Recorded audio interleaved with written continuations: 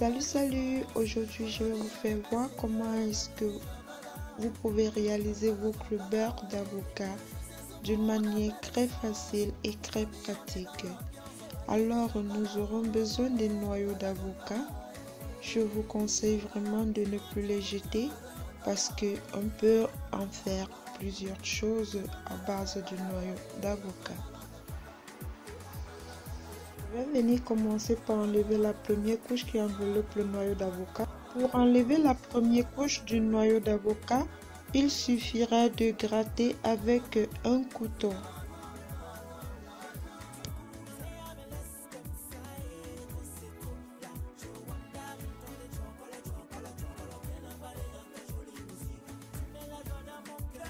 Comme je vous ai tantôt dit que il sera fait d'une manière pratique et très facile.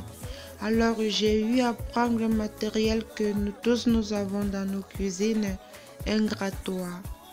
Si vous avez un moulinex ou un robot, vous pouvez en utiliser. Mais moi je gratte tout simplement et moi je trouve cette méthode très facile et plus pratique et surtout on gagne plus en temps.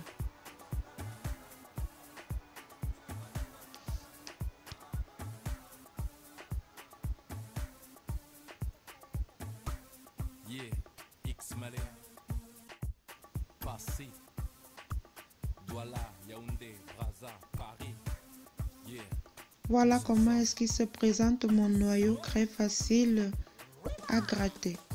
Voilà ma pulpe d'avocat obtenue. Tous ces petits débris de noyau qui sont restés, je ne les jette pas. Je vais les mélanger dans mon bol.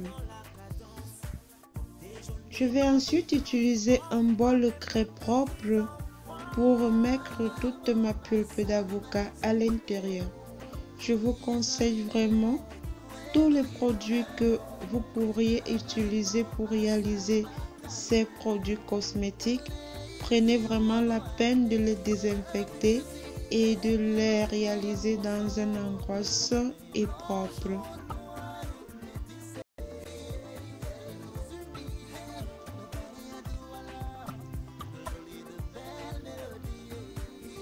À l'aide de mon petit pilon de cuisine, je vais venir bien appuyer ma pulpe d'avocat pour la rendre plus concentrée. Vous pouvez utiliser tout type d'huile que vous voulez. Moi, j'utilise l'huile d'olive pure parce que ce beurre d'avocat va me servir pour réaliser mes soins capillaires et aussi mes soins corporels. Donc moi, je préfère l'huile d'olive. Ça dépend de tout un chacun.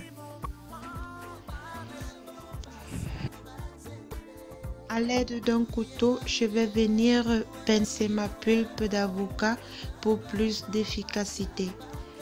Vous notez avec moi que la pulpe, elle est déjà bien dure. Il suffit tout simplement de bien piquer comme je suis en train de faire en ce moment pour plus de concentration.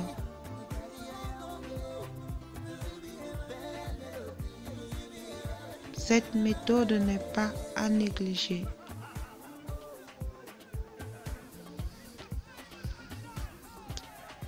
Je vais ensuite couvrir mon bol et le faire passer à ébullition au moins pour 1 heure de temps.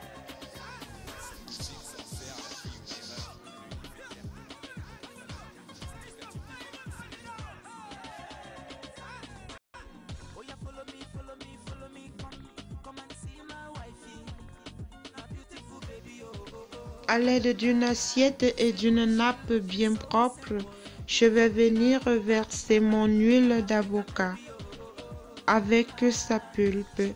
En ce moment, nous parlons d'huile d'avocat. Si vous voulez réaliser une huile d'avocat, vous allez vous arrêter à ce niveau. Mais nous devons aller plus loin parce que nous avons besoin du beurre d'avocat. Je vous conseille vraiment, en pressant cette huile-ci, Contrôlez bien si vos mains sont propres parce que chaque fois qu'on doit réaliser des produits cosmétiques, il faut toujours avoir les mains bien propres car c'est important. Je vais bien presser pour faire ressortir tout mon huile car vu le coût que ça coûte, je préfère vraiment en tirer plus que je peux.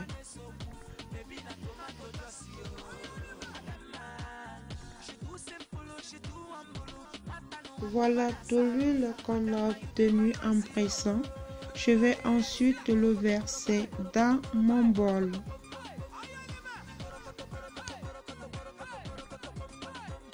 Je vais venir ajouter ma vitamine E à l'aloe vera à l'intérieur de mon huile d'avocat. Vous la trouverez cette vitamine E dans des supermarchés ou dans des magasins bio.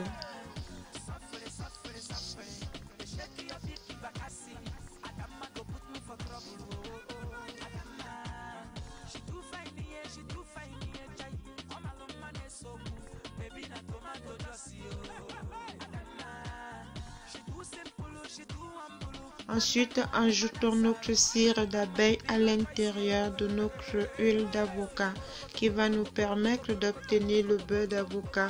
Il a aussi des propriétés très efficaces pour nos cheveux et les soins de notre corps.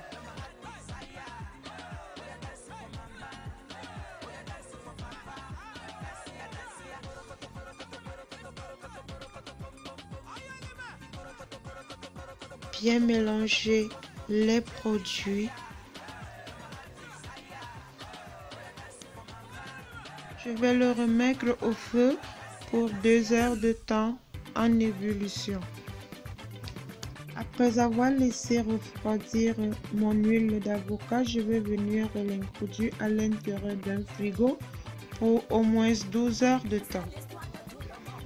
Et voilà à la fin notre beurre d'avocat 100% bio obtenu, réalisé d'une façon très facile.